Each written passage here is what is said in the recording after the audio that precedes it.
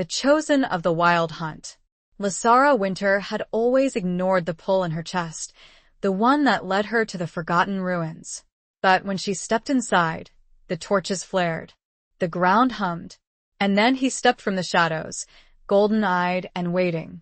"You've walked too far," he murmured, voice dark and rich. "Now you belong to me." Chapter 1. The Whispers of Old Stones. The wind, a restless, searching thing, tugged at the edges of Lysara Winter's scarf, whipping strands of her silver-streaked hair across her face. It carried the scent of pine and damp earth, the familiar fragrance of the woods that bordered her small, quiet town of Havenwood. But tonight, the wind also carried something else, a faint, almost imperceptible hum, a vibration that resonated deep within her chest, a pull she'd felt for years, always ignored, always dismissed as fancy. Lysara paused at the edge of the overgrown path, her hand resting on the rough bark of an ancient oak. The tree, a silent sentinel, had stood here for centuries, witnessing the slow creep of time, the rise and fall of what? She didn't know. The ruins that lay beyond the veil of trees were a mystery, a blank space on the local maps, a place whispered about in hushed tones by the older residents of Havenwood.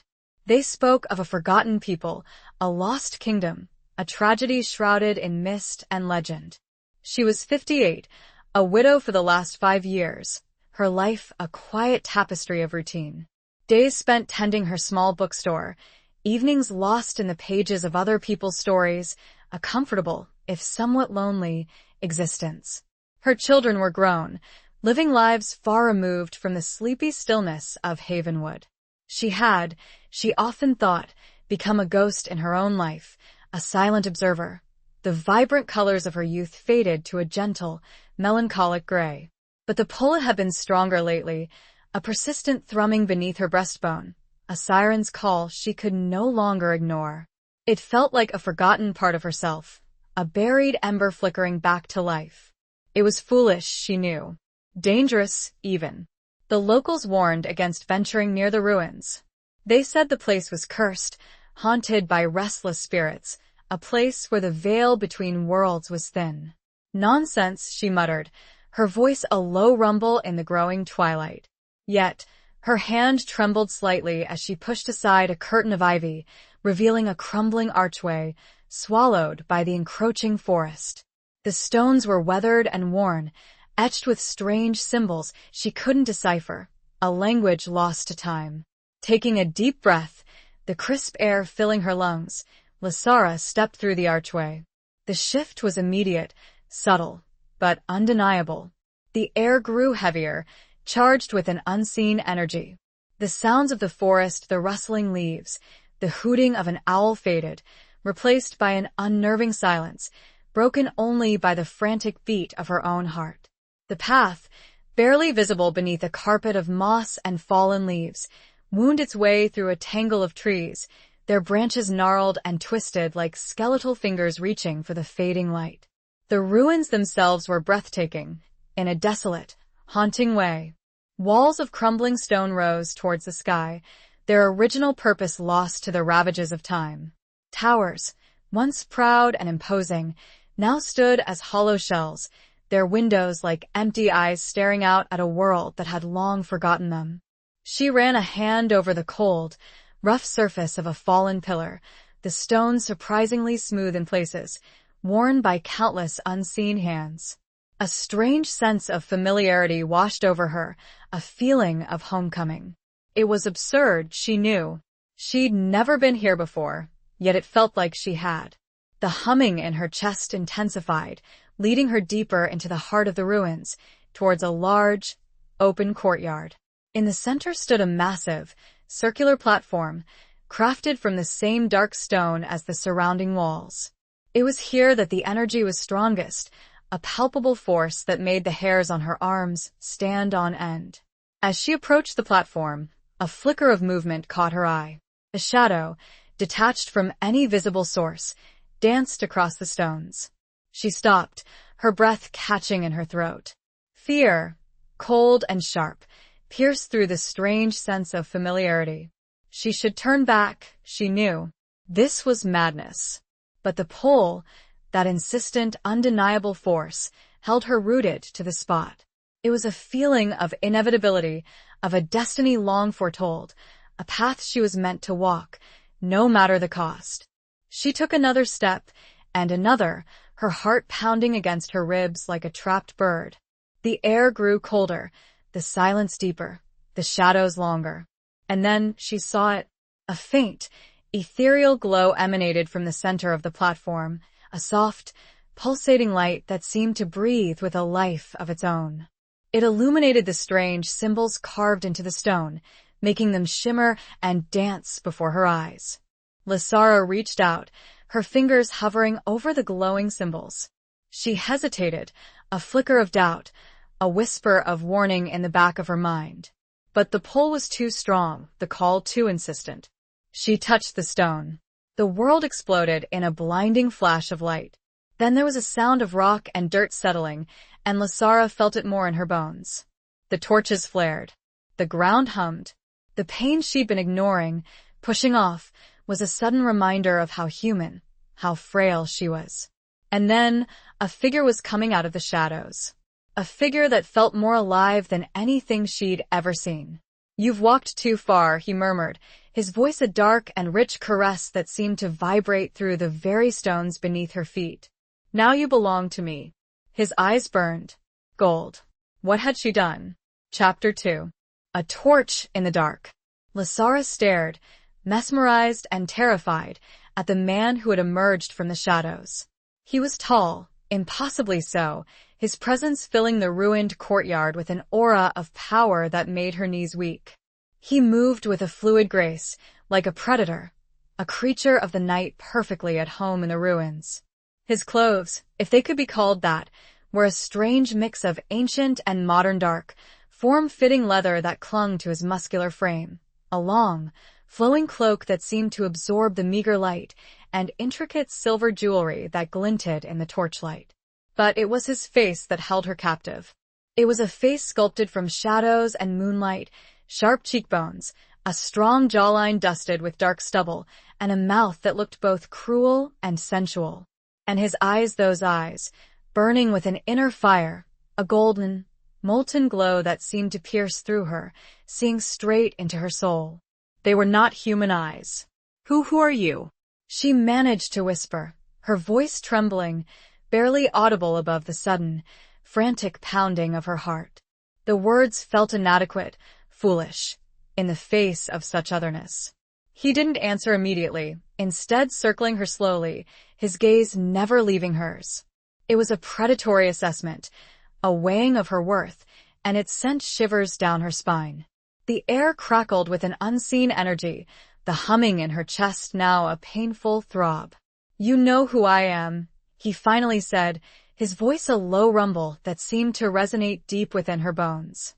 "Or at least a part of you does. A part you have long tried to forget."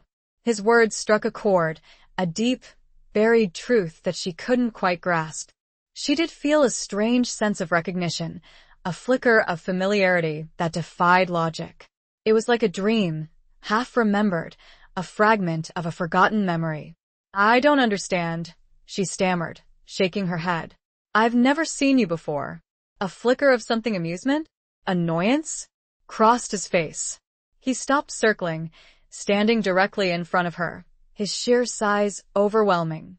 He was close enough that she could feel the heat radiating from his body, smell the faint, musky scent of him, a mix of pine needles, wood smoke, and something wilder, something untamed. He reached out, his long, elegant fingers brushing against her cheek. The touch was surprisingly gentle, yet it sent a jolt of electricity through her, a strange mixture of fear and something else. Something she hadn't felt in years. A spark. "You may not remember," he said, his voice softer now, a velvet caress, "but I remember you, Lysara Winter. I have waited a long time for you." The use of her name, spoken with such intimacy, such possession, sent another wave of fear through her. How did he know her name? And what did he mean? He had waited for her. "Waited?" she echoed, her voice barely a whisper. "What do you mean?" He smiled then, a slow, predatory curve of his lips that revealed a hint of sharp, white teeth. The smile didn't reach his eyes. It was a smile that promised danger, a smile that spoke of power and control. "You are the key," he said, his voice dropping to a conspiratorial whisper. "The key to my freedom. The key to everything." His words made no sense. She was a bookseller, a widow, a woman living a quiet, ordinary life. What possible key could she hold? "I don't understand," she repeated, frustration creeping into her voice. I'm just Lasara. I'm no one special." He chuckled, a low, throaty sound that sent another shiver down her spine. "You are far more than you know, Lasara. Far more than you believe. You are bound to this place, to me, by ties that stretch back centuries, ties that cannot be broken." He gestured around the ruined courtyard, his arms sweeping across the crumbling walls, the fallen pillars, the ethereal glow emanating from the central platform. "This was my kingdom," he said, his voice filled with a strange mixture of pride and sorrow. "And you were my queen." The words hit her like a physical blow, stealing the air from her lungs. Queen? Kingdom? This was madness. She was losing her mind. This had to be a dream, a vivid, terrifying nightmare. "You're mistaken," she said, shaking her head, trying to push back the rising tide of panic. "I'm not a queen. I've never been a queen. I'm just—" He cut her off, his golden eyes flashing with impatience. "Enough," he said, his voice sharp, commanding. "The time for denials is over. The time for awakening has come." He stepped closer, his body almost touching hers. She could feel the heat, the power, emanating from him in waves. He leaned down, his face inches from hers, his breath warm on her skin. "You will remember," he whispered, his voice a hypnotic murmur. "You will embrace your destiny, and you will help me reclaim what is rightfully mine." His golden eyes locked with hers, and she felt a strange, irresistible pull, a force that seemed to be drawing her in, drowning her in his power. She tried to resist, to look away, but she couldn't. She was trapped, caught in his gaze like a moth drawn to a flame.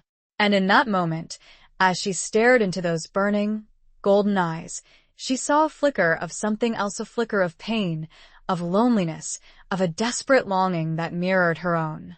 A flicker of something that made her heart ache, a flicker of something that made her question everything she thought she knew. The pull was undeniable. He was a predator. And yet what was that look? Chapter 3. The Prince of Embers.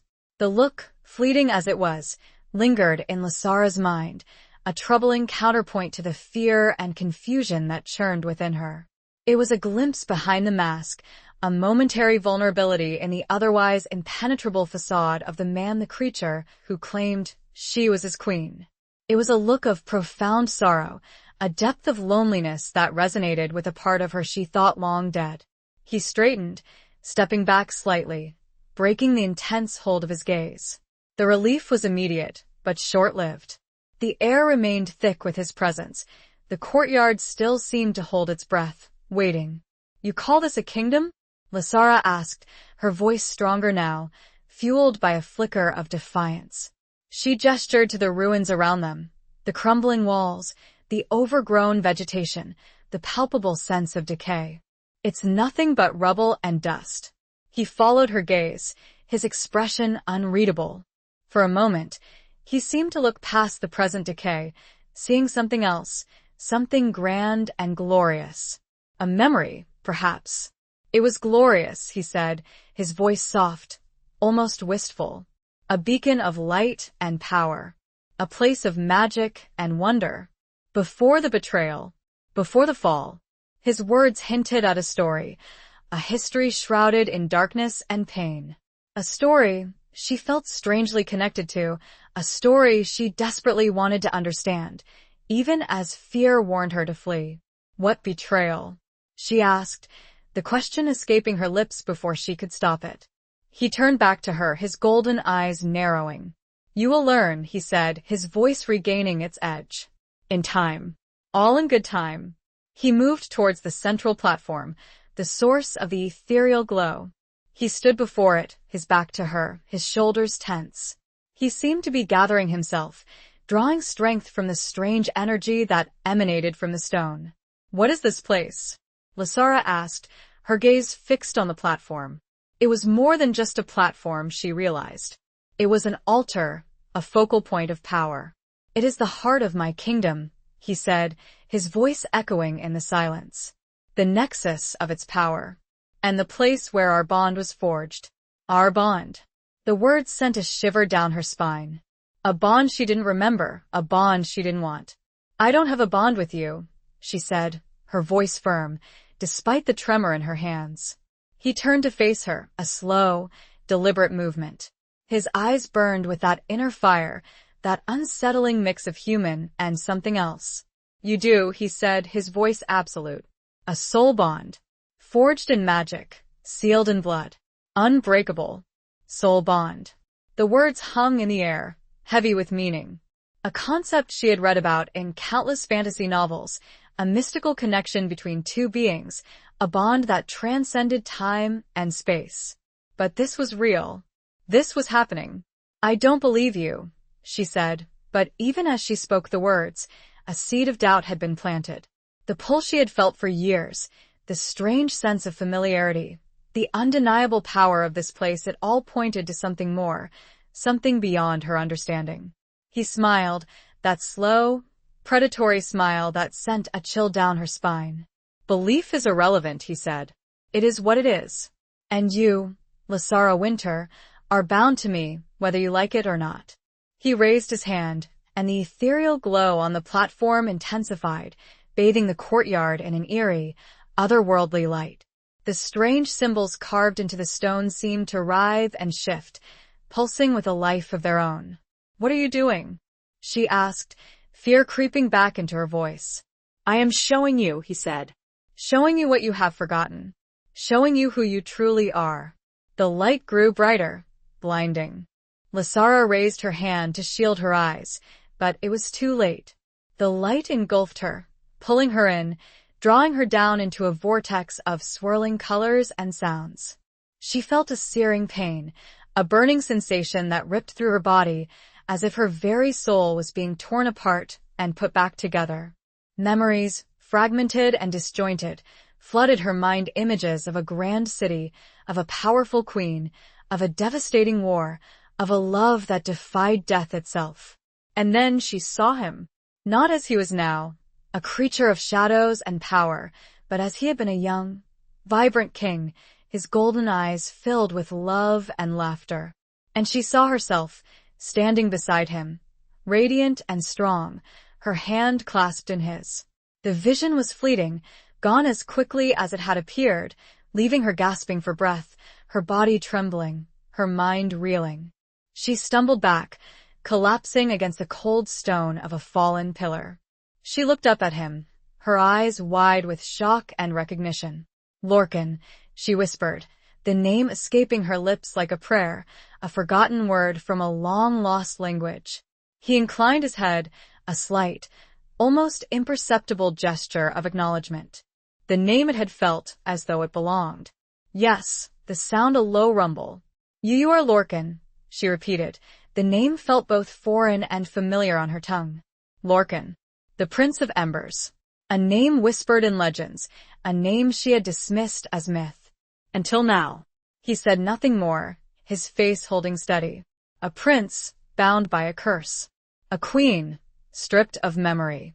And she, the woman who felt both, was a simple bookseller. Or so she had thought. The light was dimming on the platform, but not in Lorcan's eyes. What now? Chapter 4. Chains of Moonlight. The name hung in the air, a bridge across centuries, a fragile connection between a forgotten past and a terrifying present. Lorcan, the Prince of Embers, a figure from myth, now standing before her, flesh and blood, and something more. The realization sent a wave of dizziness through Lasara, threatening to pull her under. How is this possible?" she whispered, her voice barely audible. She pressed a hand to her forehead, trying to make sense of the fragmented memories that still danced at the edges of her consciousness, glimpses of a life she couldn't fully grasp, a love she couldn't fully remember, a power she couldn't fully comprehend. Lorcan watched her, his golden eyes unreadable, his expression a mask of carefully controlled power. He offered no comfort, no explanation, only a chilling silence that amplified the roaring in her ears. Magic, he finally said, his voice a low, resonant hum. Ancient magic. A curse laid upon me, upon this kingdom, upon us. He gestured to the ruins around them, his arms sweeping across the desolate landscape. This is what remains of Eldoria, he said, his voice laced with a bitterness that sent a shiver down her spine. A kingdom reduced to dust, its people scattered, its magic broken. Eldoria. Another name that resonated deep within her, a spark of recognition in the darkness. The name of the kingdom she had glimpsed in her fleeting vision, the kingdom she had supposedly ruled alongside him. And the curse, Lysara began, her voice trembling. What is it? Lorcan stepped closer, his presence overwhelming, the heat radiating from his body a tangible force. He reached out, his long fingers tracing the line of her jaw, the touch sending a jolt of electricity through her. The curse binds me to this place, he said, his voice a low murmur, his breath warm on her skin. To these ruins. I am trapped here, a prisoner of my own kingdom, unable to leave, unable to die. He paused, his golden eyes locking with hers. And you, Lysara, are bound to me. The curse stripped you of your memories, your power, your very identity. It scattered you across time, leaving you adrift. Adrift. The word struck a chord, a deep, painful truth. She had felt adrift, lost, a ghost in her own life. Until now. Until this moment. But why? She asked, her voice rising in frustration. Why me? What did I do? He smiled then, that slow, predatory smile that did nothing to ease the fear that coiled in her stomach. You did nothing, my queen, he said, his voice a silken whisper. It was what you were, what you are. You are the last of the royal bloodline, the only one with the power to break the curse. The last of the royal bloodline, the power to break the curse. The words echoed in her mind, a burden of responsibility she wasn't sure she could bear. I don't know how, she said, shaking her head, her voice laced with despair. I don't remember anything. I don't know how to break a curse. He leaned closer, his face inches from hers, his golden eyes burning with an intensity that made her breath catch in her throat. You will, he said, his voice absolute. You must. Our fates are intertwined, Lysara. Your freedom is my freedom. Your life is my life. His words, spoken with such conviction, such desperation, sent a wave of conflicting emotions through her. Fear, yes, but also something else. Pity. Compassion. A strange, undeniable pull towards this man, this creature, who claimed to be her king. She looked into his eyes, searching for a flicker of deception, a hint of malice. But all she saw was a deep, profound loneliness, a yearning for something lost, something that mirrored her own. I need time, she said, her voice barely a whisper. Time to process all of this. Time to remember. He straightened, stepping back slightly, the intense pressure of his presence easing. Time is a luxury we do not have, he said, his voice regaining its edge. The curse is weakening. The forces that seek to destroy us are gathering. Forces? What forces? Another layer of this terrifying puzzle, another reason to fear. What forces? She asked, her voice trembling. He hesitated, his gaze flickering towards the shadows that danced at the edges of the courtyard. Those who betrayed us, he said, his voice low and dangerous. Those who seek to claim Eldoria's power for themselves. They are known as the Shadow Hunters. And they're coming. The Shadow Hunters. Another piece of the puzzle, another threat in this already overwhelming situation. Coming here? She asked, her heart pounding against her ribs. He nodded, his golden eyes fixed on hers. They know you are here, he said. They can sense your awakening. They will come for you, Lysara. and they will stop at nothing to get what they want. The fear that had been simmering beneath the surface now erupted, cold and sharp. She was trapped, caught between a cursed prince and an unseen enemy, with no memory of the past and no understanding of the present. What do we do?" she asked, her voice laced with panic. Lorcan reached out, his hand closing around hers. His grip was strong, surprisingly reassuring, a point of contact in a world that had suddenly tilted on its axis. "We fight," he said, his voice firm, resolute. "We fight for our freedom. We fight for Eldoria. We fight together." His words, spoken with such conviction, such unwavering determination, sparked a flicker of hope within her, a tiny ember in the darkness. She looked at him, at his strong, determined face, at his burning, golden eyes, and for the first time since stepping into these ruins, she felt a glimmer of something other than fear. She felt a connection, a bond. The chains of moonlight seemed to shimmer, almost visibly, connecting them. She squeezed his hand, an unconscious gesture, a message of something. He did not let go. What would morning bring? Chapter 5. Echoes of a Forgotten War. The first rays of dawn, pale and hesitant, filtered through the crumbling walls of the ruins, painting the courtyard in shades of gray and silver. The ethereal glow of the platform had faded, leaving behind only the cold, hard stone. Lysara hadn't slept.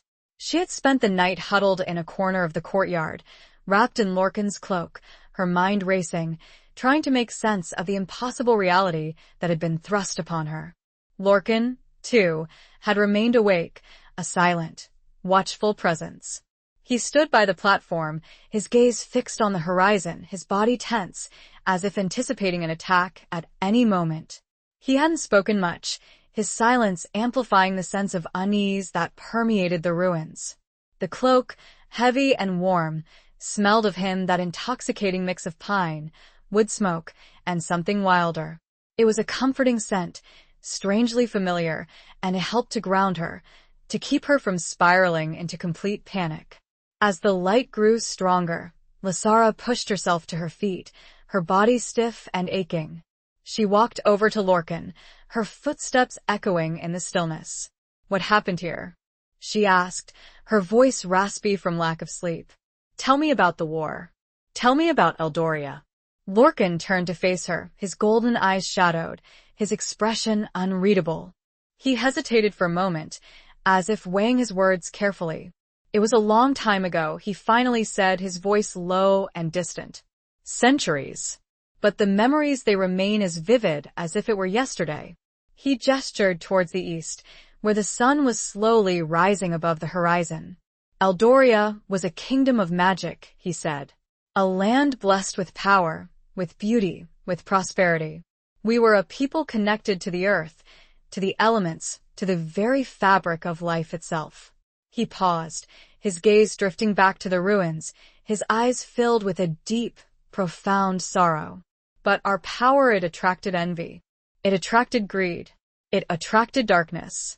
He began to pace, his movements slow and deliberate, his voice gaining strength as he spoke. "There were other kingdoms," he said. "Kingdoms that craved Eldoria's magic, that sought to control it, to exploit it for their own selfish purposes. They formed an alliance, a coalition of dark forces, led by a sorcerer named Mocker. Mocker. Another name that sent a shiver down her spine, a name that seemed to carry the weight of centuries of hatred and fear. Mocker coveted the throne, the heart of Eldoria, Lorcan said. He pointed to the platform where he'd stood. He believed it was for the strongest, not necessarily for the bloodline. "And he attacked?" Lysara asked, filling in the blank. Lorcan nodded, his jaw tight with anger. "He launched a surprise attack," he said. "A brutal, devastating assault that caught us completely off guard. He used dark magic, forbidden magic, to unleash creatures of nightmare upon our land." He paused, his voice dropping to a whisper. "We fought," he said. "We fought with all our might, with all our magic. But it wasn't enough. Mocker was too powerful. He killed my father, the king. He slaughtered our people. He destroyed our city.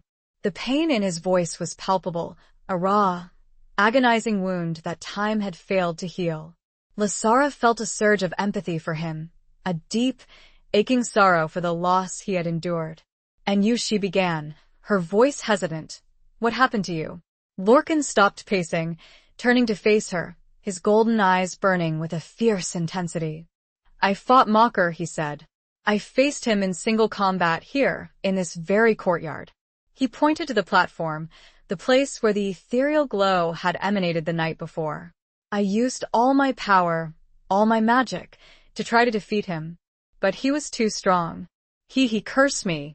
He bound me to this place, to these ruins, trapping me in a state of perpetual twilight, neither living nor dead." He paused, his gaze locking with hers. "And you, Lasara, you tried to save me. You used your own magic, your own life force, to shield me from the full force of the curse. But it was too late. The curse had already taken hold." He reached out, his hand gently cupping her cheek. "You sacrificed everything for me," he said, his voice soft, filled with a tenderness that made her heart ache. "Your memories, your power, your very identity. You were scattered across time, lost, forgotten until now." The pieces of the puzzle were starting to fall into place, forming a picture that was both terrifying and heartbreaking. She had been a queen, a powerful sorceress, a woman who had loved and lost, a woman who had sacrificed everything for the man she loved. "But why didn't the curse kill me completely?" Lasara asked. "Why am I here now?" Lorcan's hand dropped from her cheek, his expression turning grim. "The curse is weakening," he said. "Mocker's power is fading. And your own magic, it is reawakening. That is why the Shadow Hunters are coming. They sense your return. They know you are the key to breaking the curse, to freeing me, to restoring Eldoria." He paused, his golden eyes searching hers. "And they will do anything to stop you," he said. "Anything." Lasara could hear the birds beginning to chirp, the wind rustling in the leaves, a small breeze picking up. She could smell the forest, the earth, the freshness of the morning dew. She could feel the fear and the determination. She would not be afraid. The echoes of war had found their target. What would she do? Chapter 6. The Scent of Pine and Thunder. The weight of Lorcan's words, of the history he had revealed, settled upon Lasara like a physical burden. She was the key, the last hope, the target. The realization was overwhelming, terrifying, yet strangely exhilarating. A spark of defiance, of determination, had been ignited within her, fueled by the fragmented memories of a forgotten past, by the love and sacrifice of a queen she was only beginning to remember. "We need to prepare," she said, her voice firmer now, her gaze meeting Lorcan's directly. "We need to be ready for the Shadow Hunters." Lorcan nodded, a flicker of respect in his golden eyes. "We do," he said. "But our options are limited. I am bound to these ruins, unable to leave. And your magic, it is still nascent, fragile. You are not yet strong enough to face them alone." Frustration surged through her. She was a warrior queen, a powerful sorceress, trapped in the body of a woman who had spent the last 5 years shelving books and making tea. The disconnect was jarring, the limitations infuriating. "There has to be something we can do," she said, her voice laced with desperation. "Some way to prepare, some way to fight back." Lorcan hesitated, his gaze drifting towards the overgrown path that led back to Havenwood. "There is one possibility," he said, his voice low and cautious. "But it is dangerous. And it requires trust." Trust. A fragile, precious commodity in this world of curses and shadows. Could she trust Lorcan? He claimed to be her king, her soulmate, but he was also a creature of immense power, a being shrouded in mystery and danger. "What is it?" she asked, her voice barely a whisper. He turned back to her, his golden eyes searching hers, as if gauging her strength, her resolve. "There are others," he said. "Others like me. Not cursed, not bound to these ruins, but different. They are the descendants of Eldoria's guard, the protectors of the royal bloodline. They are known as the Wolf Guard." Wolf Guard. The name conjured images of fierce warriors, of loyalty and strength, but also of wolves.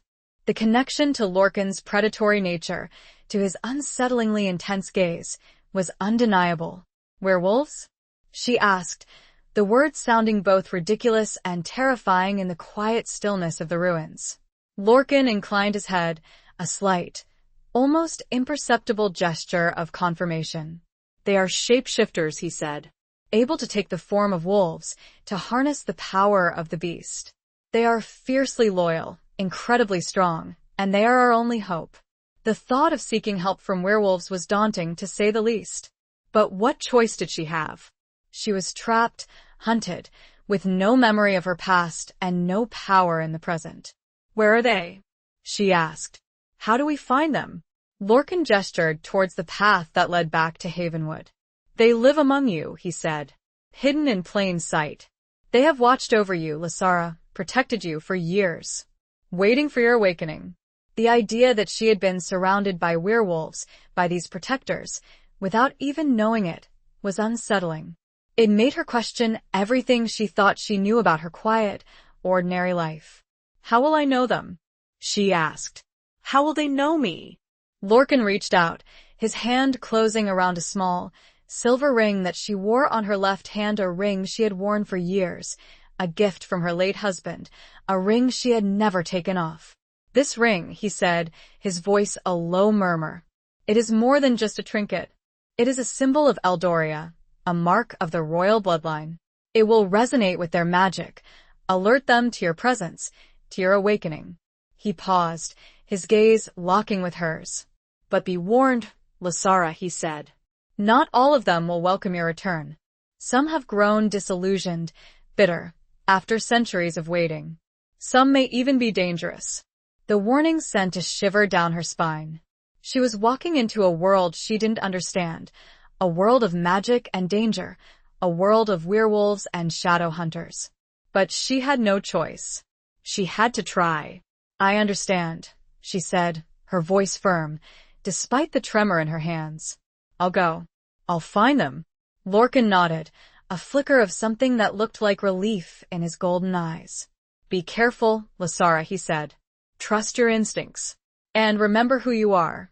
He stepped back, his form fading slightly into the shadows, as if he were already beginning to withdraw, to retreat back into his prison of stone and magic. Lasara took a deep breath, the scent of pine and thunder filling her lungs, a scent that was now inextricably linked to Lorcan, to this place, to her destiny. She turned and walked towards the path, towards Havenwood, towards the unknown. The ring felt heavy on her hand, a symbol, a warning, a promise. The sun was fully risen, but the forest ahead was still dark. Where would she begin? Chapter 7. A bargain struck in shadows. The walk back to Havenwood was a blur. Lasara moved on autopilot, her mind reeling, her senses on high alert. The familiar woods, once a source of comfort and peace, now seemed menacing, filled with unseen eyes, with hidden dangers. Every rustle of leaves, every snap of a twig, made her heart jump. The town itself, when she finally reached it, seemed different. The quaint, sleepy atmosphere, the familiar faces of her neighbors, the comforting routine of everyday life, it all felt alien, as if she were seeing it through a distorted lens.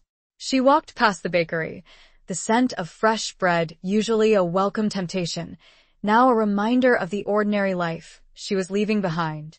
She walked past the town square, where children played and old men sat on benches, gossiping, their lives untouched by the ancient magic that had suddenly consumed hers.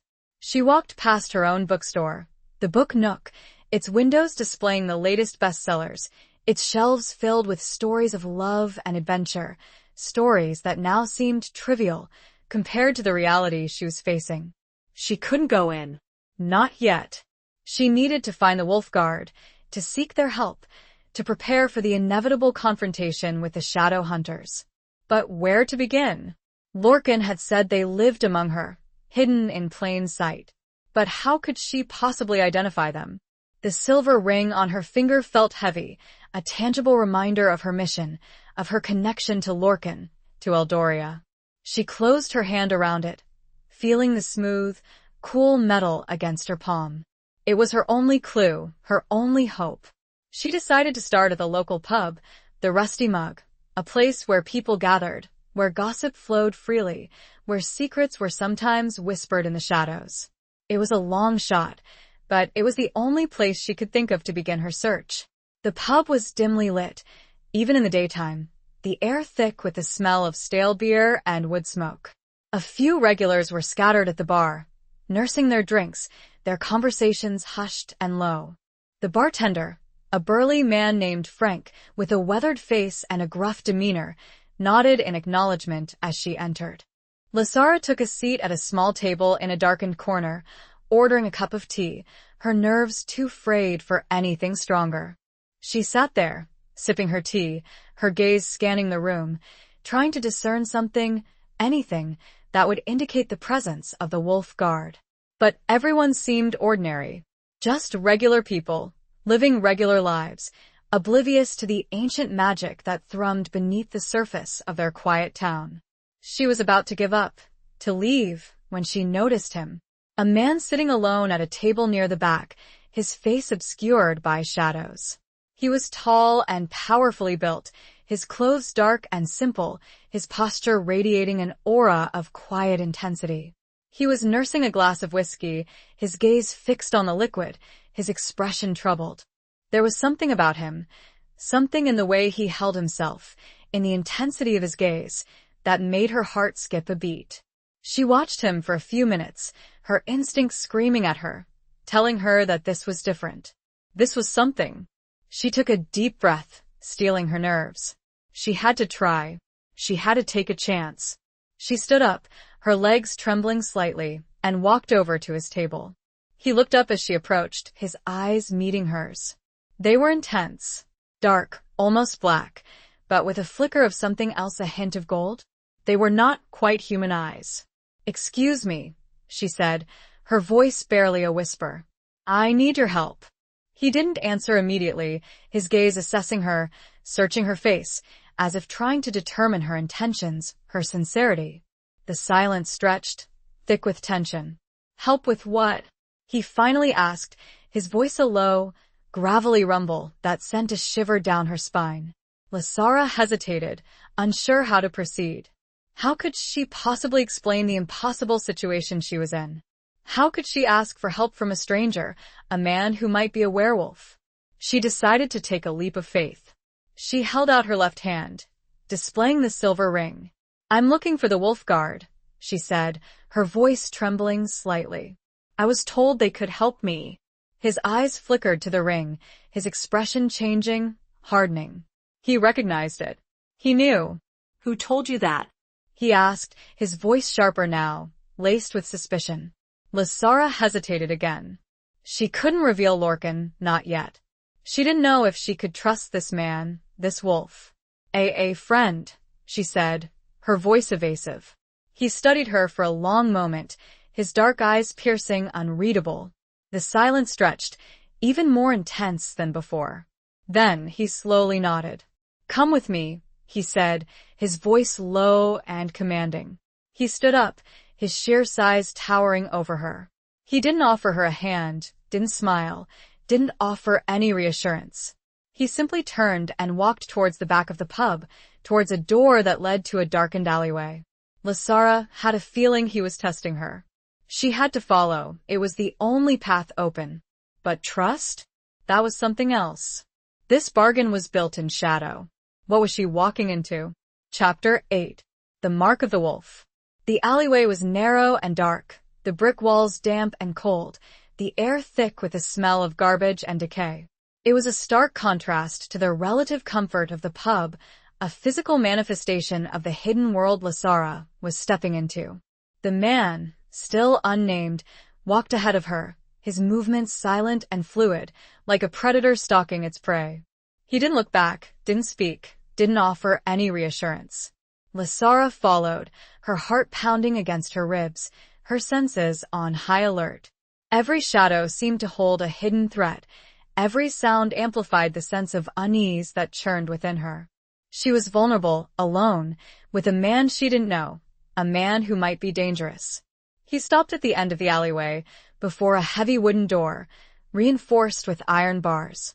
He turned to face her, his dark eyes intense, unreadable. Who are you? He asked, his voice a low, gravelly rumble. What is your name? It was a test, she realized. A test of her sincerity, of her identity. Lysara Winter, she said, her voice firm, despite the tremor in her hands.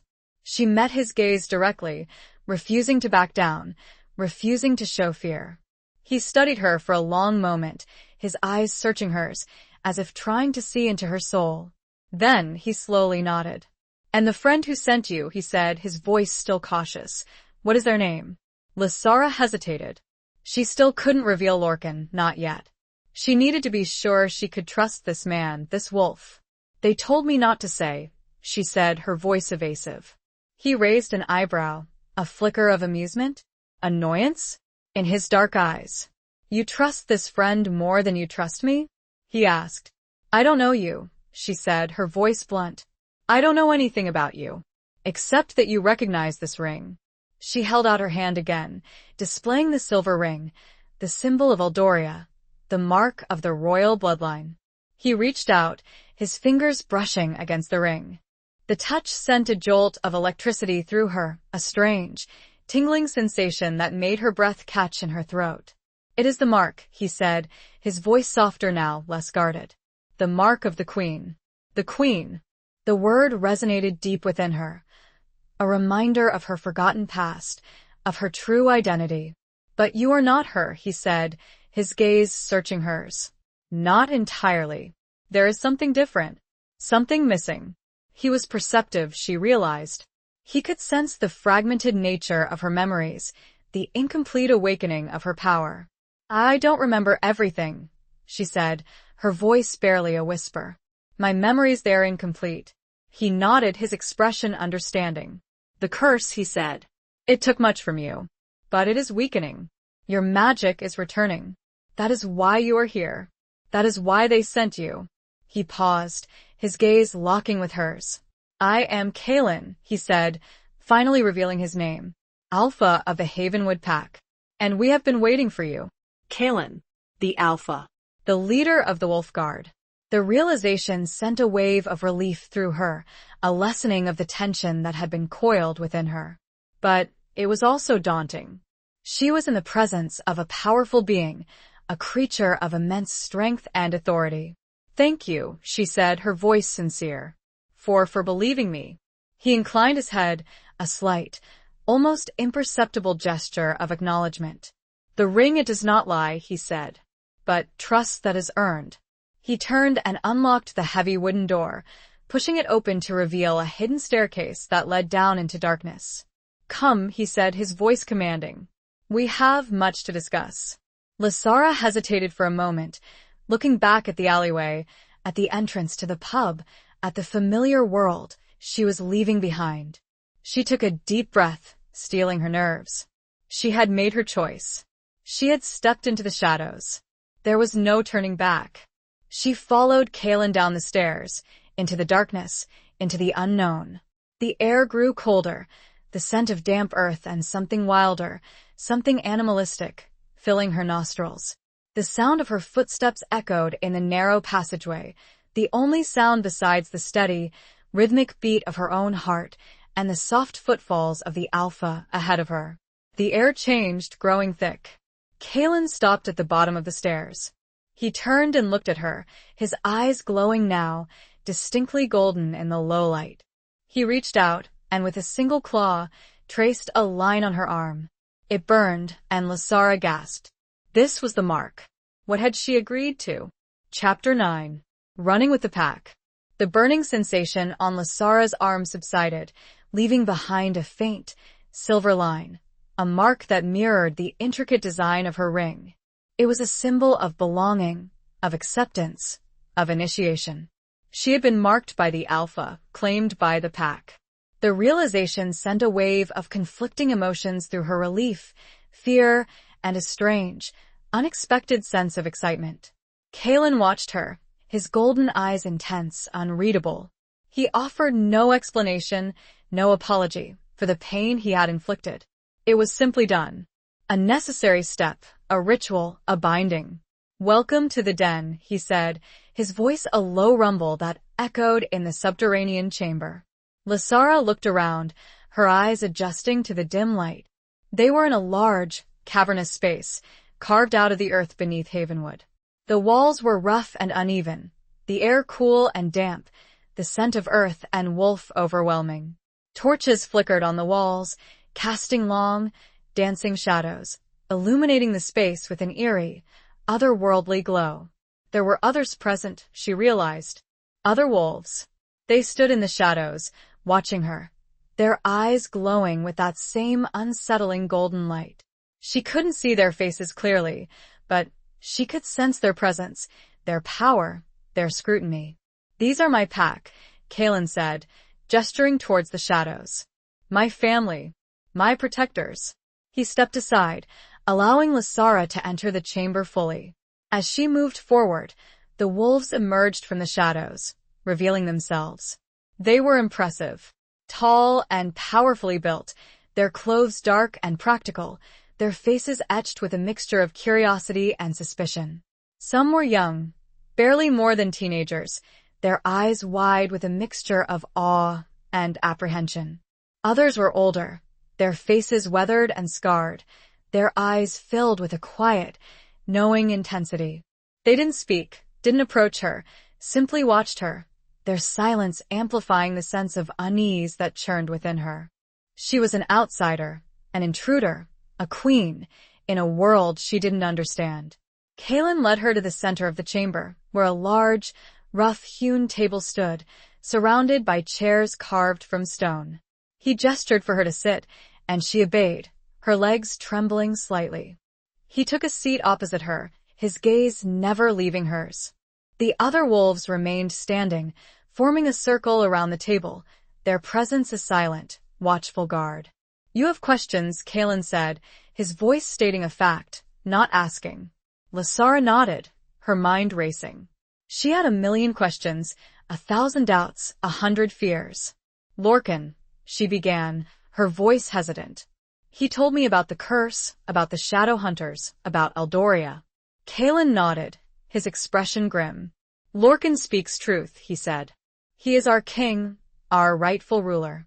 And you, Lasara Winter, are our queen." The words, spoken with such conviction, such reverence, sent a shiver down her spine. She was still struggling to reconcile the reality of her situation with the ordinary life she had lived for so long. "But I don't remember," she said, her voice laced with frustration. "I don't remember being a queen. I don't remember Eldoria. I don't remember anything." Kalen leaned forward, his golden eyes intense. "Your memories will return," he said. "In time. Your magic is reawakening, and with it, your past will be revealed." "But what do I do?" she asked, her voice rising in desperation. "The shadow hunters are coming. Lorcan said they will stop at nothing to get what they want." Kalen's expression hardened. "We will protect you," he said, his voice firm, resolute. "That is our duty, our purpose. We have sworn to protect the royal bloodline, to defend Eldoria, to fight against the darkness." His words, spoken with such unwavering loyalty, such fierce determination, gave her a flicker of hope, a sense of reassurance. She wasn't alone. She had allies, protectors, a pack. "But how?" she asked. "How can we fight them?" "They are powerful," Lorcan said. "They use dark magic." Kalen smiled then, a slow, predatory smile that revealed a hint of sharp, white teeth. "We have our own magic," he said. "The magic of the wolf. The magic of the earth. The magic of Eldoria." He stood up, his sheer size towering over her. The other wolves shifted, their bodies tensing, their eyes glowing brighter. "We will train you," Kalen said. "We will teach you to harness your own magic, to fight alongside us, to reclaim your throne." He reached out, his hand closing around hers. His grip was strong, surprisingly warm, a point of contact in a world that had suddenly become wild and dangerous. We will run with you, Lysara Winter, he said, his voice a low, resonant hum that seemed to vibrate through the very earth beneath them. We will fight with you. We will win. His words, spoken with such conviction, such passion, ignited a spark within her, a fire that had long been dormant. She looked at him, at his strong, determined face, at his burning, golden eyes, and for the first time since stepping into the ruins, she felt a surge of hope, of courage, of belonging. She squeezed his hand. She was not alone. A howl echoed through the den, rising and falling. Others joined in. It was a sound of defiance, of unity. It was a terrifying sound. Where would they even begin their training? Chapter 10. The Hunter's Moon. The training began immediately. Kaelin was a relentless, demanding teacher, pushing Lysara to her physical and mental limits. He showed her how to harness the power of the earth, to draw strength from the elements, to connect with the ancient magic that flowed through her veins.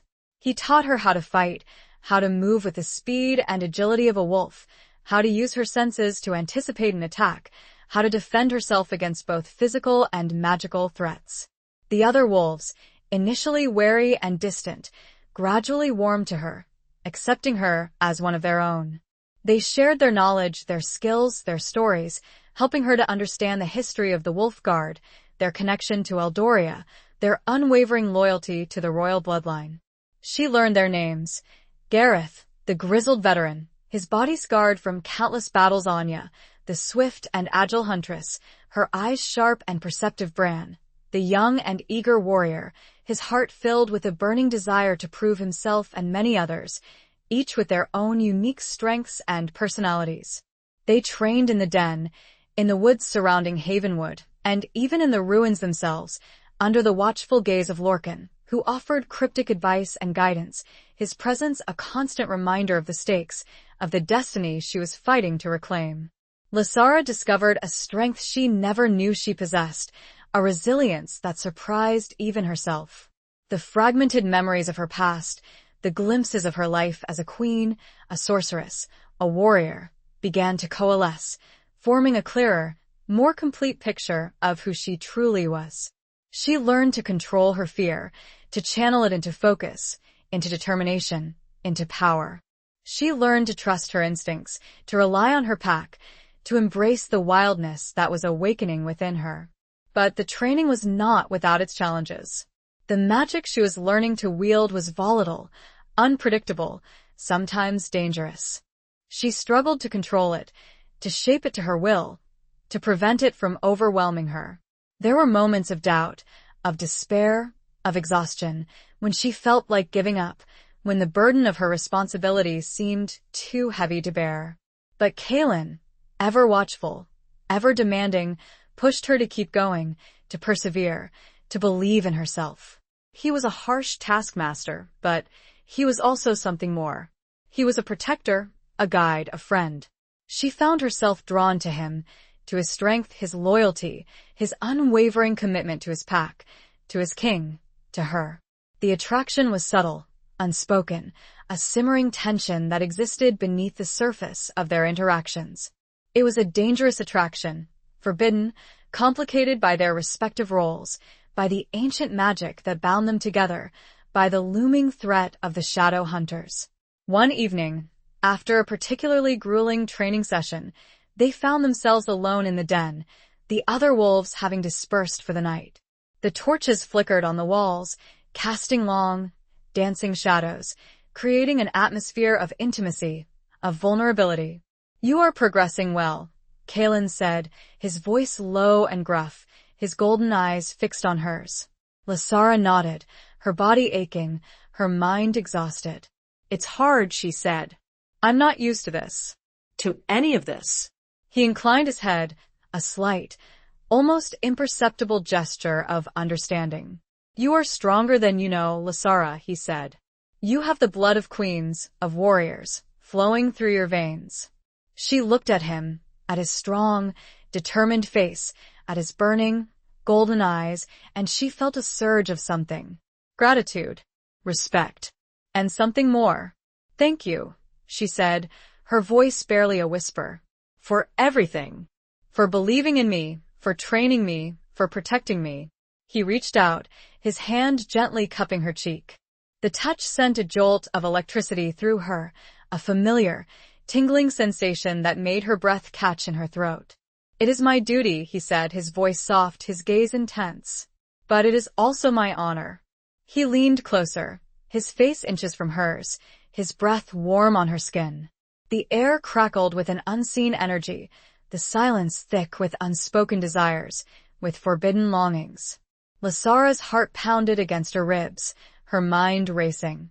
She knew this was wrong, dangerous, that she should pull away, that she should resist. But she couldn't. She was drawn to him, to his power, to his wildness, to the undeniable connection that existed between them. Their lips were about to meet, their bodies yearning for a connection that was both ancient and new, when a sudden, piercing howl shattered the silence, echoing through the den, a warning, an alarm. Kalen pulled back instantly, his eyes flashing with alarm, his body tensing. "The shadow hunters," he said, his voice sharp, urgent. "They are here." He rose and grabbed a sword.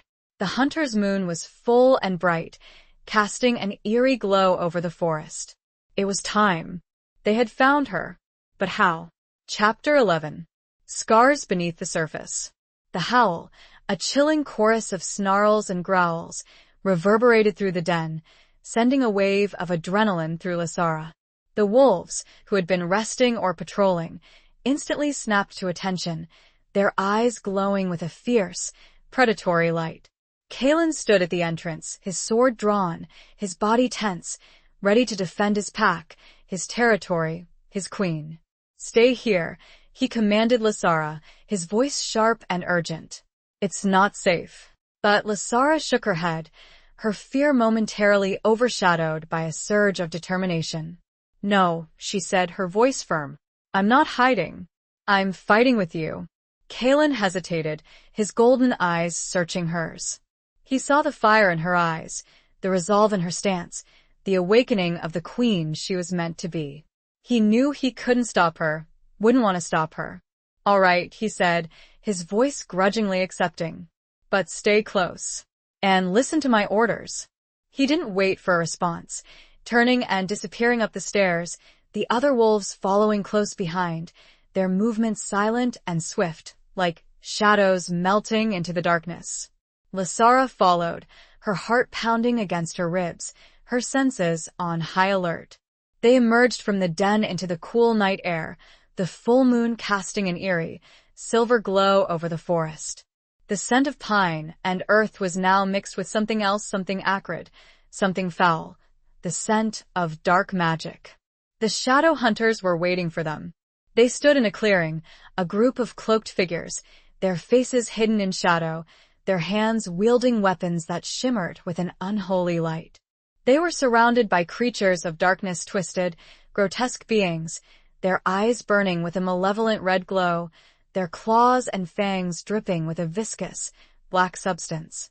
"We have come for the queen," a voice hissed from within the group of cloaked figures, a voice that was both cold and cruel, a voice that sent a shiver down Lasara's spine.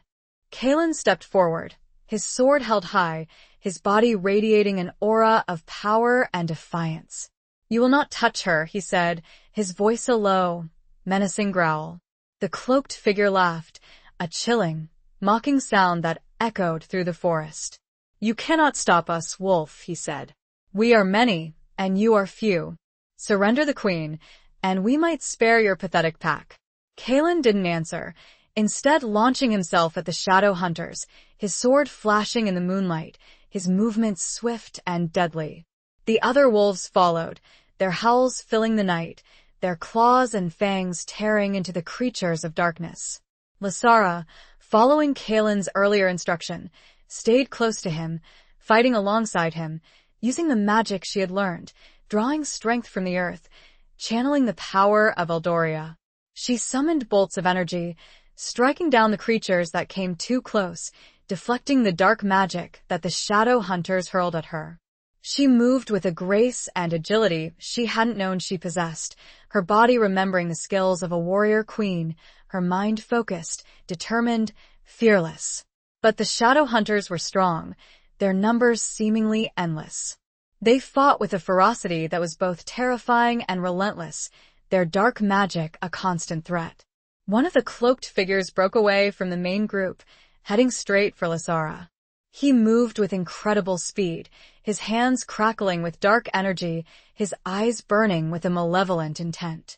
Kaelin saw him coming, and with a roar of rage, intercepted him, his sword clashing against the shadow hunter's weapon, the impact sending sparks flying. "Get back," Kaelin growled at Lasara, his voice strained. "He's mine." Lasara hesitated, wanting to help, but knowing that Kaelin was right. She was still learning, still vulnerable, and Kaelin was the stronger fighter. She stepped back, focusing her energy on the other creatures that were swarming around them, defending herself, protecting her pack, fighting for her life, for her kingdom, for her future. She saw Kaelin battling the shadow hunter, their fight a blur of movement and magic, a clash of light and darkness. She saw Kaelin stumble, his arm slashed by the shadow hunter's weapon, a dark, viscous liquid seeping from the wound. She cried out, her heart filled with fear, with something more. She couldn't lose him. Not now. Not ever. Kaelin, despite his injury, fought on, his determination unwavering, his loyalty to his queen, to his pack, overriding his pain. He parried, he thrust, he dodged, his movements fueled by a primal rage, by a fierce protectiveness. He finally managed to disarm the shadow hunter, his sword knocking the weapon from his grasp. He stood over him, his sword poised to strike, his golden eyes burning with a triumphant fire. But then something unexpected happened. The shadow hunter, defeated and disarmed, looked up at Kaelin and smiled. "You may have won this battle, Wolf," he hissed, his voice weak, but filled with malice. "But you will lose the war. The curse, it cannot be broken. And the queen, she will be ours." He then did something Lasara would never forget. Before Kaelin or anyone had a chance to react, the hunter pulled a hidden dagger, plunging it into his own chest. Kaelin roared in frustration. The other hunters were retreating, but at what cost? Lasara ran to Kaelin's side. His arm, what was that mark she saw, briefly, beneath the blood and ripped clothing? It looked familiar. Chapter 12. The Taste of Forbidden Fruit. The remaining shadow hunters, seeing their comrade's self-inflicted death, retreated into the darkness, their forms melting into the shadows, leaving behind only the lingering scent of their foul magic and the echoing silence of the forest. The wolves, victorious but wounded, gathered around Kaelin, their howls now a mixture of triumph and concern. Lasara knelt beside him, her hands trembling as she examined his injured arm. The wound was deep, the edges ragged, the blood a dark, unnatural color, a testament to the dark magic that had infused the shadow hunter's weapon. "We need to get you back to the den," she said, her voice urgent. "We need to treat this." Kaelin nodded, his face pale, his breathing labored. He tried to stand, but stumbled, his legs weak. Gareth and Bran, two of the strongest wolves, stepped forward, supporting him, helping him to walk. They made their way back to the den, a slow and painful procession. Lasara walked beside Kaelin, her arm around his waist, offering him support, her mind racing, her heart filled with a fear she hadn't felt since the night she had first encountered Lorcan. Once inside the den, they laid Kaelin on a makeshift bed of furs, the other wolves gathering around, their concern evident in their hushed whispers and worried glances. Anya, the huntress, who also possessed a knowledge of healing herbs and remedies, knelt beside him, examining the wound with a practiced eye. "It's bad," she said, her voice grim. "The dark magic, it's poisoning his blood. We need to cleanse it quickly." She began to prepare a poultice of herbs, her movements swift and efficient. Lasara watched her, feeling helpless, her lack of knowledge of healing magic a frustrating limitation. "Can I do anything?" she asked, her voice laced with desperation. Anya looked up at her, her eyes filled with a mixture of concern and understanding. You have magic, Lasara, she said. Eldorian magic. It is powerful, even if it is still raw. You can help to draw out the poison, to speed the healing. Lasara nodded, her mind racing. She had used her magic to fight, to defend, but she had never used it to heal. It was a different kind of power, a different kind of focus. She knelt beside Kalen, placing her hands on his injured arm, just above the wound. She closed her eyes, focusing her mind, drawing on the power of the earth, channeling the ancient magic that flowed through her veins. She felt a tingling sensation in her hands, a warmth that spread through her body, a connection to Kalen, to his pain, to his essence. She visualized the dark magic, the poison, being drawn out of his blood, being replaced by the healing energy of Eldoria. It was a slow, painstaking process, requiring intense concentration and a significant expenditure of her own energy. She felt herself growing weaker, her body trembling, her head pounding, but she didn't stop. She couldn't stop. She had to save him.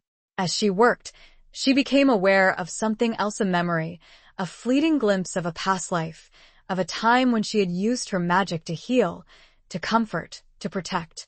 She saw herself as the Queen of Eldoria, standing beside Lorcan, tending to his wounds after a battle, her hands glowing with a soft, golden light.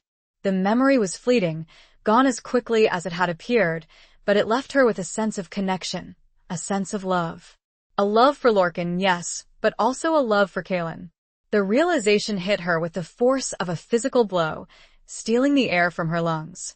She had fallen in love with Kalen, with the Alpha of the Wolf Guard, with the man who had sworn to protect her, to fight alongside her, to help her reclaim her throne.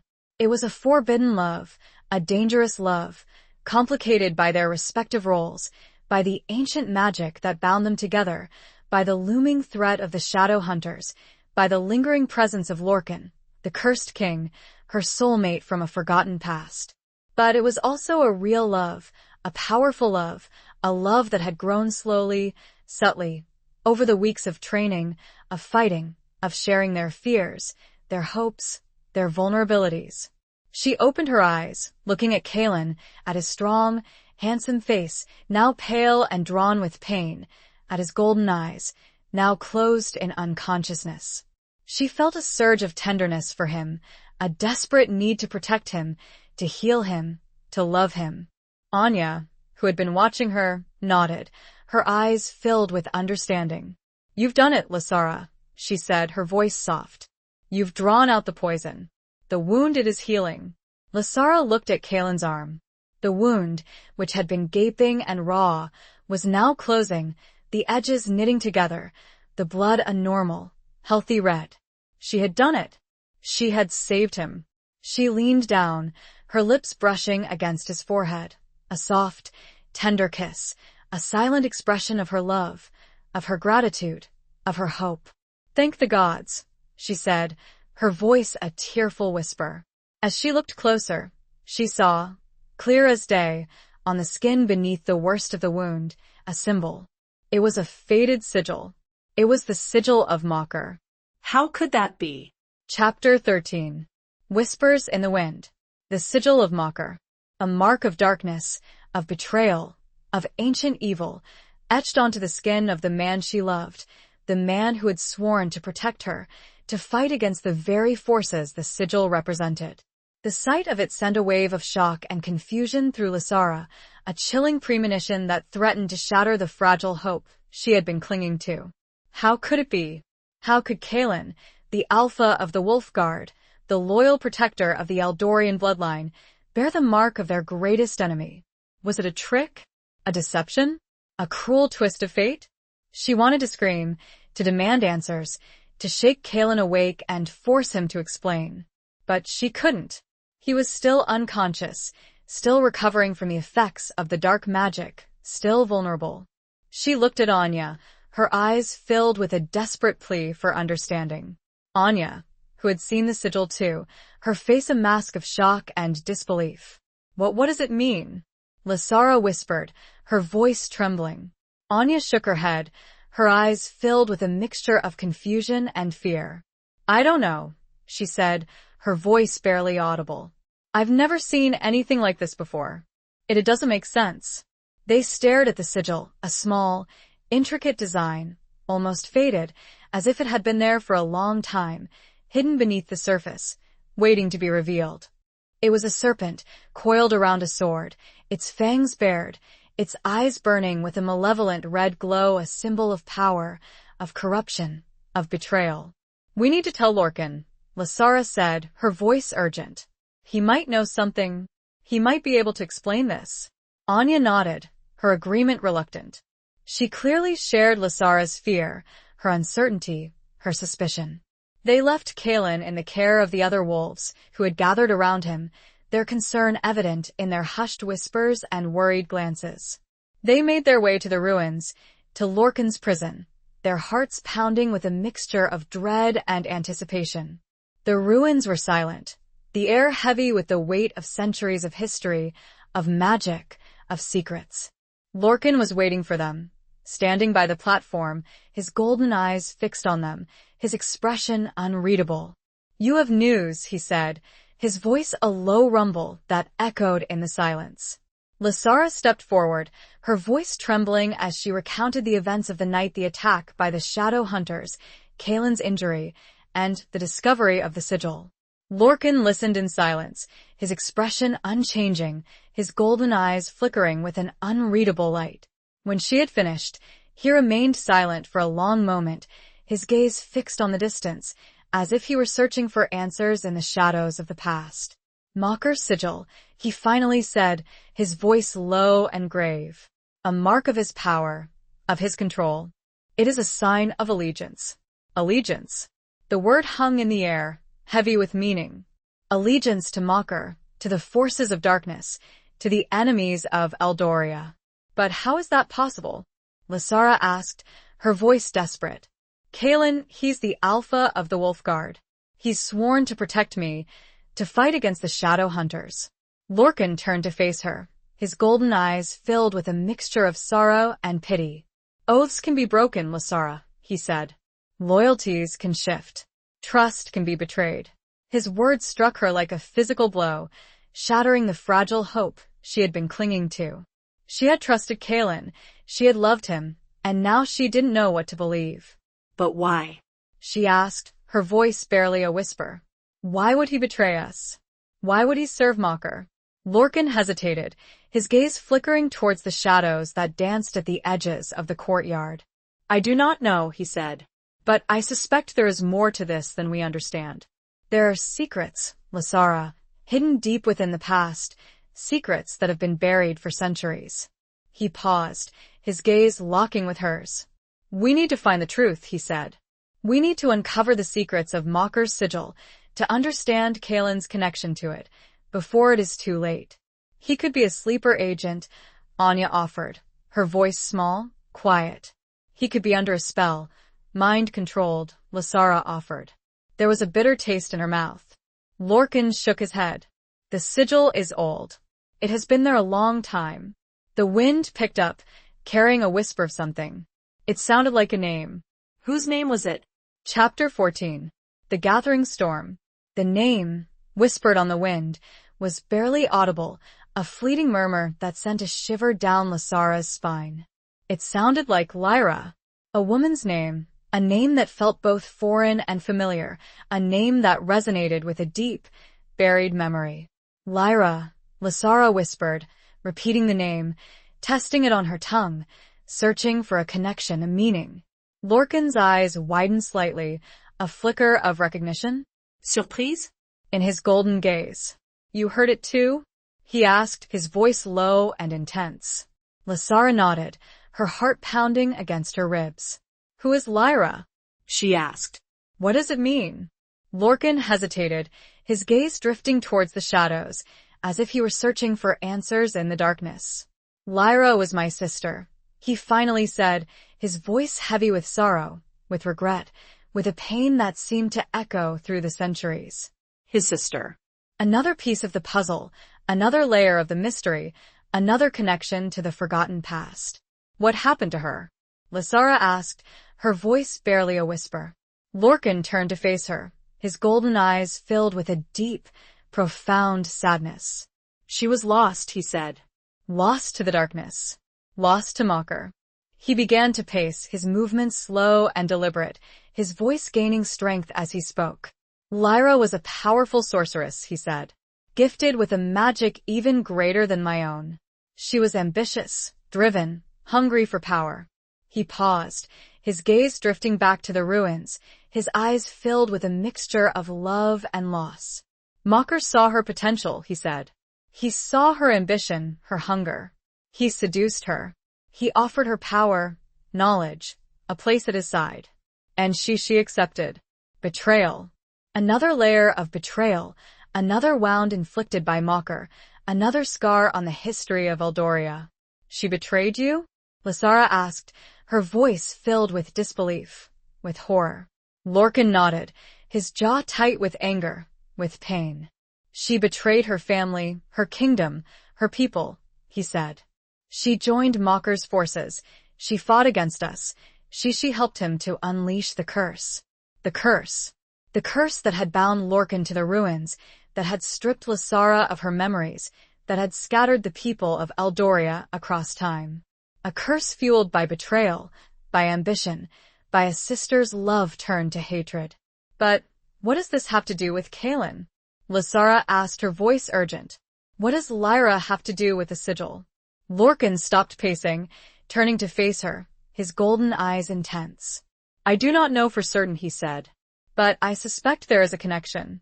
A blood connection. Lyra, she had a child. A son who would have inherited her power, her ambition, her connection to Mocker. Kaelin. Could it be? Could Kaelin be the descendant of Lyra, the son of Lorcan's traitorous sister, the heir to Mocker's dark legacy? The possibility was horrifying. It would explain the sigil, the hidden mark of his ancestry, the secret that had been buried for centuries. It would explain his strength, his power, his connection to the darkness. We need to find out the truth, Lysara said, her voice firm, despite the tremor in her hands. We need to confront Kaelin, to demand answers. Lorcan nodded, his expression grim. But we must be careful, he said. If he is indeed Lyra's descendant, if he is aware of his heritage, he may be dangerous. He may be working with the shadow hunters. He may be planning to betray us, just as his mother betrayed me. The thought sent a wave of fear through Lysara, a fear mixed with a deep, aching sorrow. She had trusted Kaelin, she had loved him, and now she didn't know what to believe. They returned to the den, their hearts heavy with suspicion, with uncertainty, with dread. The storm was gathering, the darkness was closing in, and the truth was about to be revealed. They found Kaelin awake, sitting up, his face still pale but his eyes clear, his strength slowly returning. He looked at them, his gaze questioning, his expression guarded. Anya was next to him, and gave Lysara a warning look. How are you feeling? Lysara asked, trying to keep her voice neutral, trying to hide the turmoil of emotions that raged within her. Better, Kaelin said, his voice still weak, but regaining its strength. Thanks to you. He gave her a small, tired smile. It broke Lysara's heart. Before either could say another word, thunder boomed outside. The storm had arrived. What truth would it reveal? Chapter 15. A Dance with Destiny. The thunder, a deep, resonant rumble that shook the very foundations of the den, seemed to mirror the turmoil within Lysara's heart. She looked at Kaelin, at his strong, handsome face, now etched with a mixture of concern and something else, something she couldn't quite decipher. Was it guilt? Deception? Or simply exhaustion? She wanted to trust him, to believe in him, to cling to the love she had felt for him. But the sigil, the whispers of Lyra's name, Lorcan's suspicions, they cast a long, dark shadow over her heart, filling her with doubt, with fear, with a profound sense of betrayal. We need to talk, she said, her voice firm, despite the tremor in her hands. She met his gaze directly, refusing to back down, refusing to show fear. Kaelin nodded, his expression guarded. He knew something was wrong. She could see it in his eyes. He knew that the trust between them had been fractured. "What is it?" he asked, his voice low and cautious. Lasara hesitated, unsure how to proceed. How could she possibly accuse him of betraying her, of serving Mocker, of being the descendant of a traitorous sorceress? How could she confront the man she loved with such a horrifying possibility? She decided to start with the sigil. "The wound," she said, her voice trembling slightly. The shadow hunter's weapon, it revealed something. A mark. A sigil. Kalen's eyes flickered. A flicker of surprise? Recognition? In his golden gaze. He reached up, his fingers touching the spot on his arm where the sigil had been revealed, the spot where Anya had applied the healing poultice. "What kind of sigil?" he asked, his voice carefully neutral. Lasara took a deep breath, steeling her nerves. "The sigil of Mocker," she said, her voice barely a whisper. The words hung in the air, heavy with meaning, with accusation, with betrayal. The silence that followed was deafening, broken only by the distant rumble of thunder and the frantic beating of Lasara's heart. Kalen's expression didn't change. He didn't deny it, didn't protest, didn't offer any explanation.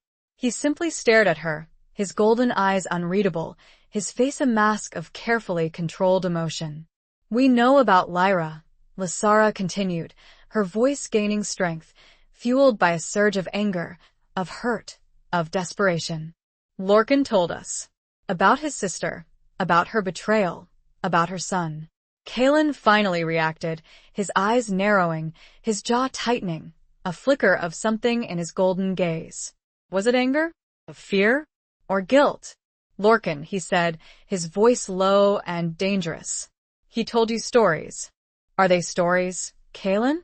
Lasara asked, her voice pleading, desperate for him to deny it, to refute the accusations, to restore her faith in him. "Or are they the truth?" He didn't answer, instead looking away, his gaze fixed on the floor, his body tense, his silence a deafening confirmation of her worst fears. "You knew," she said, her voice barely a whisper, her heart shattering into a million pieces. "You knew all along. About your heritage, about your connection to Mocker, about everything." He finally looked up at her, his golden eyes filled with a mixture of sorrow, of regret, of something else, something she couldn't quite identify. "Yes," he said, his voice heavy with a weariness that seemed to span centuries. "I knew." The admission, spoken so softly, so calmly, was like a knife twisting in her heart. She had loved him, she had trusted him, and he had betrayed her, just as Lyra had betrayed Lorcan. "Why?" she asked, her voice choked with emotion. "Why didn't you tell me? Why did you pretend to be our ally, our protector, when all along you were one of them?" He hesitated, his gaze searching hers, as if he were trying to find the right words, the right explanation, the right way to make her understand. "It's complicated," he said, his voice strained. "It's not as simple as you think." "Then explain it to me," she demanded, her voice rising in anger, in desperation. "Make me understand. Make me believe that there is some reason, some justification for your betrayal." He took a deep breath, his body trembling slightly. "My mother, she was Lyra's descendant," he said. "But she was not like her. She rejected Mocker's legacy. She fled from the darkness. She sought refuge here, in Havenwood." He paused, his gaze locking with hers. "She raised me to be different," he said. "To be a protector, not a destroyer. To fight against the darkness, not to embrace it. She told me stories of Eldoria, of Lorcan, of the Wolf Guard, of the duty to protect the royal bloodline." The story was beginning to make some kind of sense. "But the sigil," Lasara said, her voice still edged with doubt. "It's a mark of darkness. I was born with it. I've always had it. My mother, she told me it was a reminder," Kalen continued. "A reminder of the darkness I had to overcome, of the temptation I had to resist, of the destiny I had to defy." His eyes were pleading, begging her to understand, to believe. "The dance is choosing your steps," he said quietly, "not letting the music choose them for you." Kalen looked up at the ceiling, as though finding the words, the meaning. "I chose to be good," he said. Was it the truth?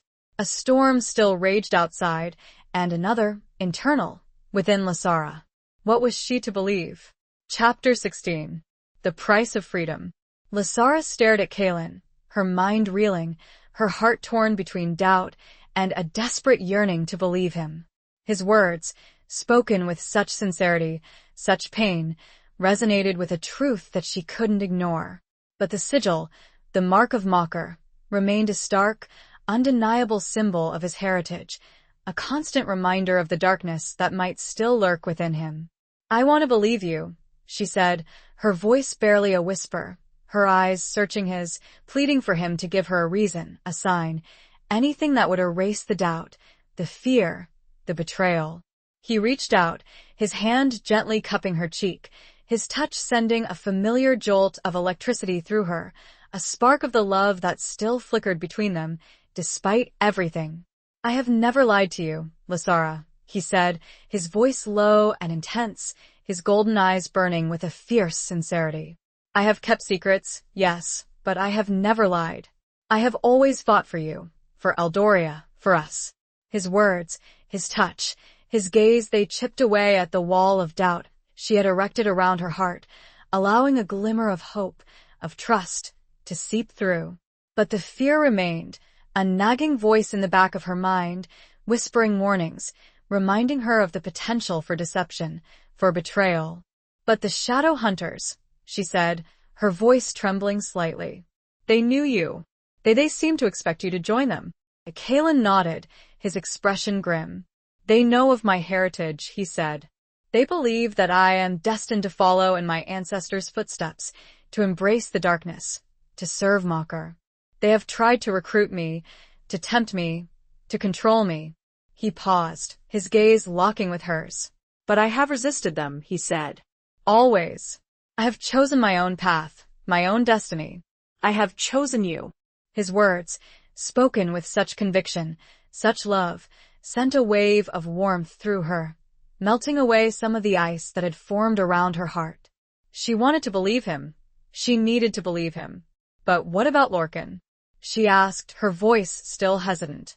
He suspects you. He believes you might be working with the shadow hunters." Kaelin sighed, his expression turning weary. "Lorcan has every right to be suspicious," he said. "He has been betrayed before, by his own sister. He carries the scars of that betrayal, the weight of centuries of mistrust. It is not easy for him to trust anyone." He paused, his gaze softening. "But I will prove myself to him," he said. "I will prove my loyalty, my devotion, my love for you. I will fight by your side, against the shadow hunters, against Mocker, against anyone who threatens Eldoria." His words, his promise, his unwavering determination, they finally broke through the last of her defenses, shattering the wall of doubt, allowing the love she felt for him to flood her heart, to fill her with a renewed sense of hope, of trust, of belief. "I believe you," she said, her voice firm, her eyes meeting his directly, her heart overflowing with a love that was stronger than fear, stronger than doubt, stronger than destiny.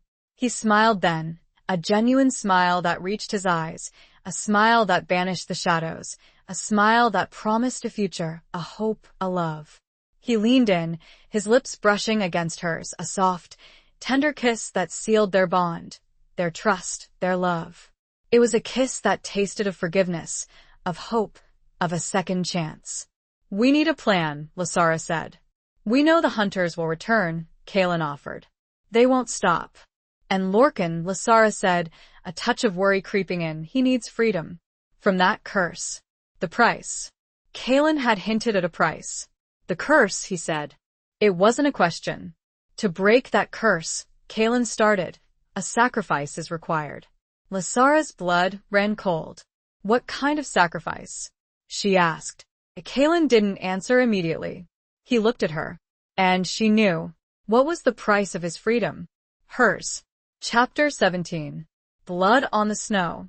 The unspoken answer hung in the air, heavy and suffocating, a truth that Lasara had instinctively known, yet desperately tried to avoid. Her. She was the price. Her life, her magic, her everything.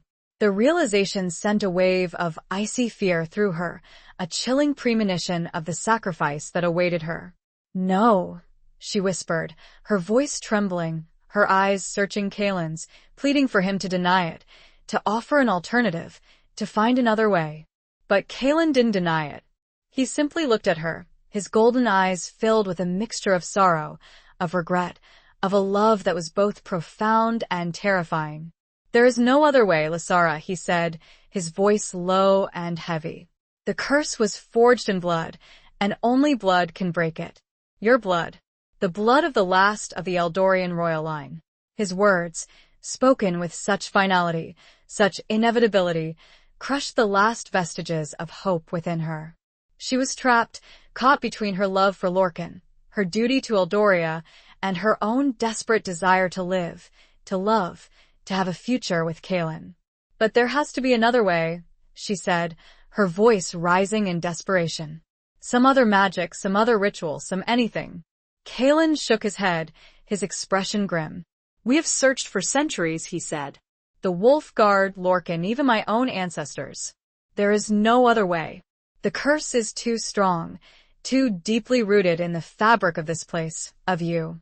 He reached out, his hand gently cupping her cheek, his touch sending a familiar jolt of electricity through her, a spark of the love that still burned between them, despite the looming darkness. "I would give anything to change it, Lasara," he said, his voice thick with emotion. "I would gladly sacrifice my own life to spare you this. But I cannot. The curse, it demands your blood, your life force, your essence." His words, his touch, his love, they were both a comfort and a torment, a reminder of what she was about to lose, of the future they would never have, of the love that would be cut short by the cruel hand of fate. Tears streamed down her face, hot and bitter, a testament to her grief, her fear, her resignation. She knew what she had to do. She had known it all along, from the moment she had stepped into the ruins, from the moment she had met Lorcan, from the moment she had fallen in love with Kalen. "When?" she asked, her voice barely a whisper, her body trembling. Kalen hesitated, his gaze searching hers, as if he were trying to find the strength to say the words, to condemn her to her fate. "The next full moon," he said, his voice heavy with sorrow. 3 nights from now. We will perform the ritual here, in the ruins, at the platform where the curse was forged. 3 nights. 3 nights to live, to love, to say goodbye." It wasn't enough. It would never be enough. But it was all she had. She nodded, her tears falling silently, her heart breaking into a million pieces. She would face her destiny. She would make the sacrifice. She would free Lorcan. She would save Eldoria. But she would also die. The following days passed in a blur of bittersweet moments, of stolen kisses, of whispered words of love, of desperate attempts to hold onto the fleeting present, to ignore the looming darkness of the future. Lasara spent time with Lorcan, trying to explain her decision, trying to make him understand, trying to apologize. He listened in silence, his golden eyes filled with a mixture of sorrow, of regret, of acceptance. He knew, just as she did, that there was no other way. She spent time with the Wolf Guard, with Anya, with Gareth, with Bran, with the others who had become her family, her protectors, her friends. They offered her comfort, support, their unwavering loyalty, their love. But most of all, she spent time with Kalen. They clung to each other, desperate for every touch, every kiss, every moment of connection, knowing that their time together was running out, that the sands of fate were slipping through their fingers. On the night of the full moon, they gathered in the ruins, a silent, solemn procession. The air was cold and crisp, the sky clear, the moon a large, silver disk hanging in the heavens, casting an eerie, otherworldly glow over the crumbling walls, the fallen pillars, the platform.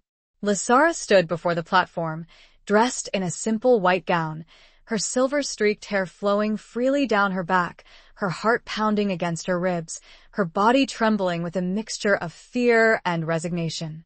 Lorcan stood beside her, his golden eyes filled with a profound sadness, his hand gently resting on her shoulder, offering her comfort, support, his gratitude. Kaelin stood opposite her, his face pale, his golden eyes burning with a love that was both fierce and heartbreaking. He held a silver dagger in his hand, the blade gleaming in the moonlight, the instrument of her sacrifice, of his freedom. Snow began to fall, lightly at first, then more and more. It was a beautiful night. A terrible night. Lasara looked at Kaelin, her eyes filling with tears. It was her choice. I love you, she whispered. She closed her eyes and waited. What was about to happen? Chapter 18. The hollow heartbreaks. Kaelin's hand trembled as he raised the silver dagger, the moonlight glinting off its polished surface, a reflection of the cold, hard reality of what he was about to do. He looked at Lasara, at her pale, beautiful face, at her closed eyes, at the tears that streamed down her cheeks, and his heart shattered into a million pieces. He loved her. He loved her more than life itself, more than his own freedom, more than anything in this world or any other. And he was about to kill her. He was about to sacrifice the woman he loved to break a curse, to free a king, to save a kingdom. He hesitated, his hand hovering in the air, his body racked with a pain that was more agonizing than any physical wound. He couldn't do it. He couldn't bring himself to plunge the dagger into her heart, to extinguish the light that shone so brightly within her, to end the life of the woman who had given him hope, who had given him love, who had given him everything. I can't, he whispered, his voice choked with emotion, his tears mingling with the falling snow. Lasara opened her eyes, her gaze meeting his, her expression filled with a mixture of sorrow, of understanding, of a love that transcended fear, that transcended death, that transcended everything. You must, she said, her voice soft but firm, her hand reaching out to cover his, guiding the dagger towards her chest. It is my choice, Kaelin. It is my destiny. Her words, her touch, her strength, they gave him the courage he needed, the resolve to do what must be done, to make the ultimate sacrifice, to honor the love they shared, even in death. He closed his eyes, tears streaming down his face, his heart breaking with every beat. He took a deep breath, steeling his nerves, preparing himself for the agonizing act, for the moment that would change everything forever. But then, something unexpected happened. A voice, powerful and commanding, echoed through the ruins, a voice that was both familiar and different. Stop. Kaelin's eyes snapped open, his hand freezing in midair, the dagger inches from Lasara's chest. He looked up, his gaze searching the shadows, his heart pounding with a mixture of shock and hope. Lorcan stepped forward, his form radiating an aura of power that was unlike anything Lasara had ever seen before. His golden eyes blazed with an intensity that seemed to set the very air on fire, his body surrounded by a shimmering, ethereal glow. He was different. He was no longer the shadowy, ethereal figure bound to the ruins. He was solid, real, and free. What's happening? Lasara whispered, her voice filled with confusion, with awe. Lorcan smiled, a genuine smile that lit up his face, a smile that banished the shadows, a smile that promised a future, a hope, a new beginning. The curse, it is broken, he said, his voice strong and clear, his gaze fixed on Lasara, his eyes filled with a profound gratitude, with a love that transcended time, that transcended destiny, that transcended everything. But how? Kaelin asked, his voice bewildered, his hand still holding the dagger, his mind struggling to comprehend what was happening. Lorcan turned to face him, his expression softening. Your love, he said, his voice filled with a mixture of wonder and understanding. Your willingness to sacrifice everything for each other, that is what broke the curse. Your love, it was the key all along. The key. Not Lasara's death, not her blood, but their love. Their willingness to sacrifice everything for each other, their unwavering devotion, their unbreakable bond. That was the true magic, the true power, the true key to breaking the curse. Kaelin lowered the dagger, his hand trembling, his body shaking with relief, with joy, with a love that was now free, unburdened, unbound. Lasara stepped forward, her arms reaching out to Lorcan, embracing him, tears streaming down her face, tears of joy, of relief, of a love that had been tested, that had endured, that had triumphed. Lorcan held her close, his embrace tight, his heart overflowing with gratitude, with love, with a new beginning. "Thank you," he whispered, his voice choked with emotion. "Thank you both." He then looked from Lasara to Kaelin, still holding the unused dagger. Lorcan offered a gentle smile. "It seems," he said softly, "that Eldoria has two heroes tonight." Kaelin sheathed the dagger. His heart was at his that felt hollow now. Or something else. The snow was still falling, but it felt warm. What now? Chapter 19. Ashes of the Past. The snow continued to fall, blanketing the ruins in a layer of pristine white, a symbol of cleansing, of renewal, of a new beginning. The tension that had gripped the air for so long dissipated, replaced by a sense of peace, of relief, of profound joy. Lorcan, now free from the curse that had bound him for centuries, stood tall and strong, his golden eyes shining with a light that was no longer dimmed by shadows, his presence radiating an aura of power and hope. Lasara and Kaelin stood side by side, their hands clasped tightly together, their love a tangible force, a bond that had been tested by fire and emerged stronger, purer, more unbreakable. The wolves gathered around them, their howls now a chorus of celebration, of triumph, of unity. The shadow hunters were gone, defeated, their dark magic dispelled by the power of love, by the strength of loyalty, by the rebirth of Eldoria. "What now?" Lasara asked, her voice filled with a mixture of wonder and anticipation. Lorcan smiled, a genuine smile that reached his eyes, a smile that promised a future filled with hope, with possibility, with love. "Now," he said, his voice strong and clear, "we rebuild. We restore Eldoria to its former glory. We gather our people, scattered across time, across the world. We reclaim our heritage, our magic, our destiny." His words, spoken with such conviction, such passion, ignited a spark within Lasara, a fire that had been rekindled by the breaking of the curse, by the triumph of love, by the promise of a new beginning. "And how do we do that?" Kaelin asked, his voice firm, his gaze fixed on Lorcan, his loyalty unwavering, his commitment to Eldoria, to Lasara, to their future, absolute. Lorcan turned to face him, his expression softening. "Together," he said. "We do it together. You, Lasara, and I. The Wolf Guard, the people of Eldoria, and all those who believe in the power of good, in the strength of love, in the hope of a better world." He paused, his gaze sweeping across the ruins, his eyes filled with a vision of a future restored, of a kingdom reborn, of a people united. "We will start here," he said. "In the heart of Eldoria, in the place where the curse was forged, in the place where it was broken. We will rebuild these ruins, stone by stone, memory by memory, hope by hope." He stepped forward, placing his hand on the platform, the place where the curse had originated, the place where it had been defeated. The stone, once cold and lifeless, now pulsed with a warm, golden light, a symbol of the renewed magic of Eldoria, of the power of love, of the triumph of good over evil. "We will build a new Eldoria," he said, his voice filled with determination, with passion, with a love for his kingdom, for his people, for his queen. He turned to Lasara, his golden eyes shining with a light that mirrored her own, a light of hope, of love, of a shared destiny. "Will you help me, Lasara?" he asked, his voice soft but firm. "Will you rule by my side, as my queen, as my partner?" Lasara's heart overflowed with a love that was both ancient and new, a love for Lorcan, a love for Kaelin, a love for Eldoria, a love for the future.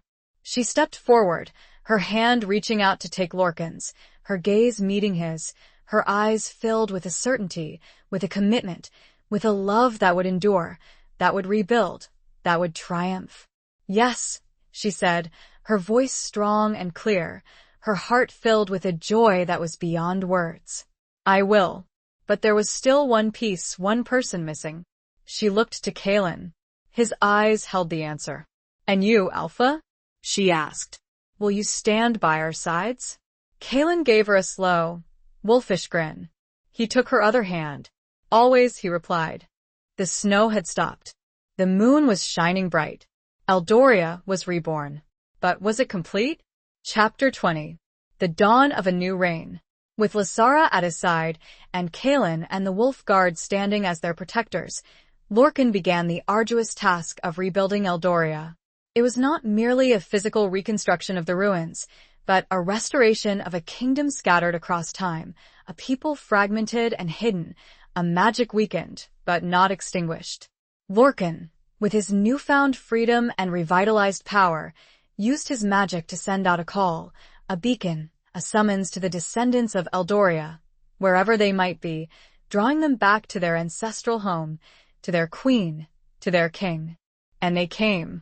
Slowly at first, hesitant and uncertain, drawn by a pull they couldn't explain, a yearning for a place they had never known, a connection to a heritage they had long forgotten. But as they arrived, as they saw the ruins slowly being transformed, as they felt the resurgence of Eldorian magic, as they met their queen and their king, their doubts faded, replaced by a sense of belonging, of hope, of a renewed sense of identity.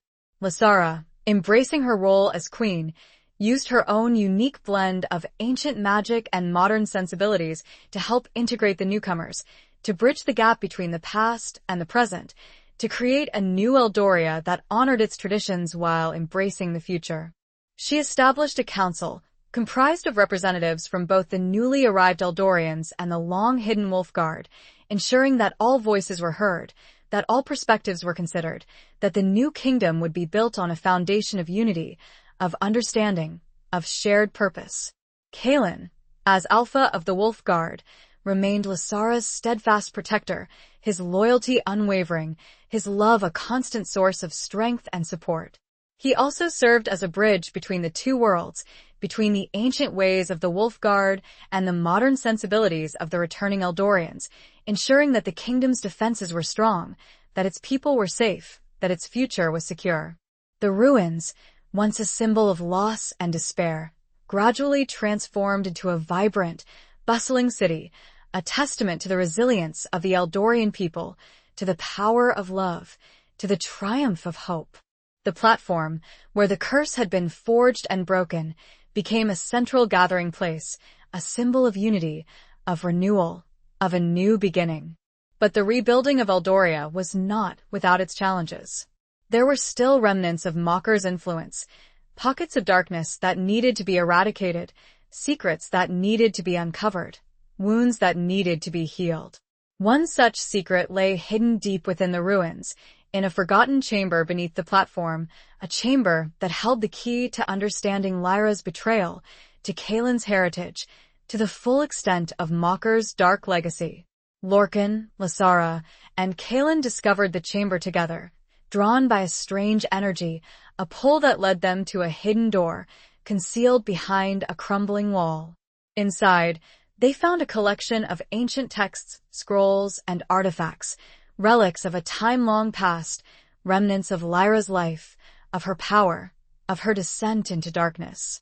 Among the artifacts, they found a journal, written in Lyra's own hand, a chronicle of her thoughts, her feelings, her motivations.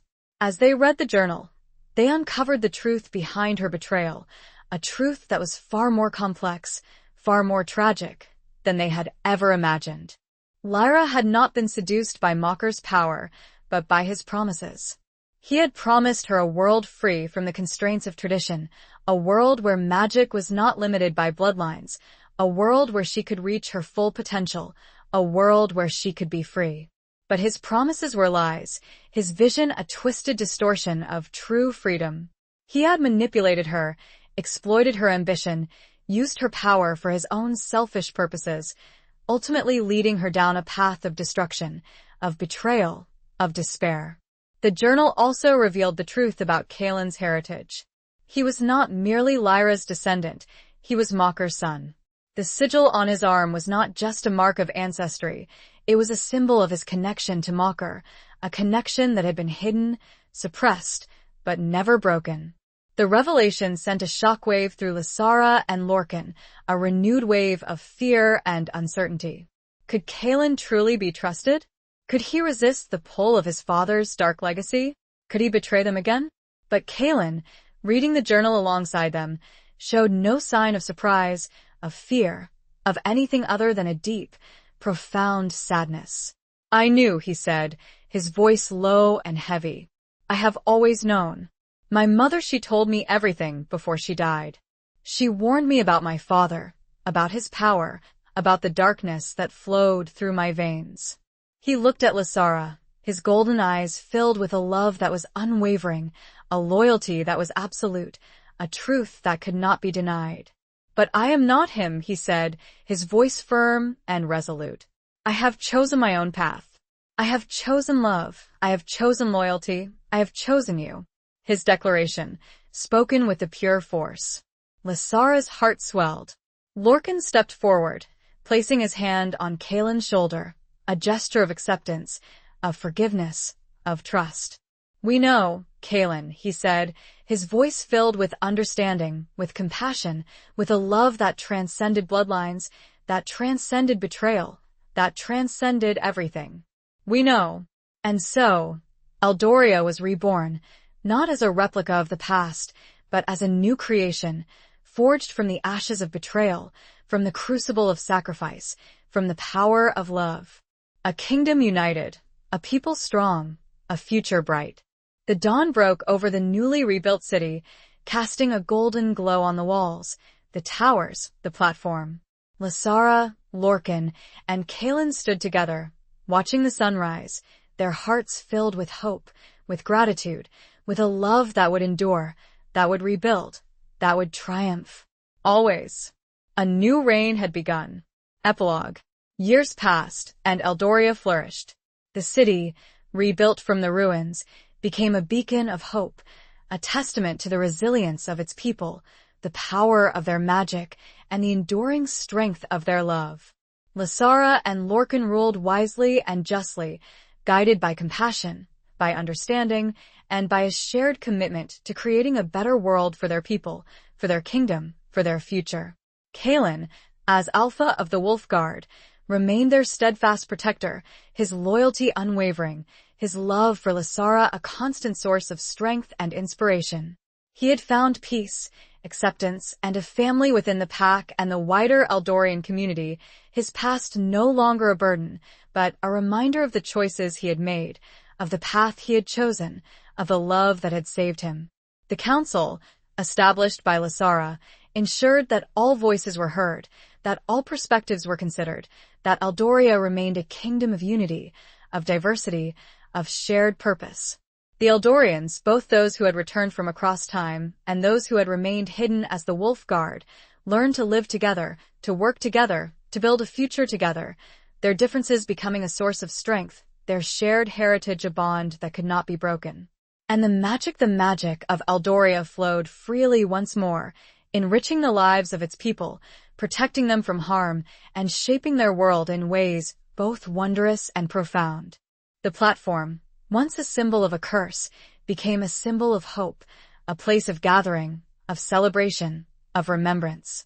One warm summer evening, as the sun set over the city, casting a golden glow on the walls, the towers, and the surrounding forest, Lysara and Lorcan stood on the balcony of the royal palace, overlooking their kingdom, their people, their home. Lysara, her silver-streaked hair now completely white, her face etched with the wisdom and experience of years, leaned against Lorcan, her hand resting on his arm, her heart filled with a profound sense of peace, of contentment, of love. Lorcan, his golden eyes still shining with the same light, the same strength, the same love, wrapped his arm around her, holding her close, his heart overflowing with gratitude, with joy, with a love that had endured, that had triumphed, that had rebuilt a kingdom. "We did it," Lysara whispered, her voice filled with a quiet wonder, her gaze sweeping across the city, her heart swelling with pride. Lorcan nodded, his smile reflecting her own, his eyes filled with a love that was both ancient and new, a love that had been tested by time, by betrayal, by sacrifice, and had emerged stronger, purer, more unbreakable. "We did," he said, his voice soft but firm, his gaze meeting hers, his heart filled with a love that would last an eternity. They stood there for a long moment, silently watching the sunset, their hearts filled with gratitude, with peace, with a love that had conquered all. They saw a figure approaching, walking with purpose and grace through the city below. Kalen. He was no longer wearing the simple, dark clothes of the Wolf Guard. He wore the colors of Eldoria, but in his own style, his own way. He was coming to join them, as he always did, for the evening meal, for conversation, for companionship. As he looked up, he met Lasara's eyes and offered his easy smile, a genuine smile, a smile that erased all shadows. A smile that no longer needed to hide anything. Lasara smiled back, her heart filled with a love that encompassed both Lorcan and Kalen, a love that was not divided, but multiplied, a love that was the very essence of Eldoria. A love triangle, yes, but one of understanding, of respect, of choice. The three of them, bound together by fate, by destiny, by love. The queen, the king, and the wolf. The past, the present, and the future. The sun dipped below the horizon, painting the sky in hues of orange, pink, and purple, a breathtaking display of color, of light, of magic. A new day would dawn, bringing new challenges, new opportunities, new adventures. But for now, in this moment, all was well. All was peace. All was love. And that love would last forever. That Lasara knew for sure.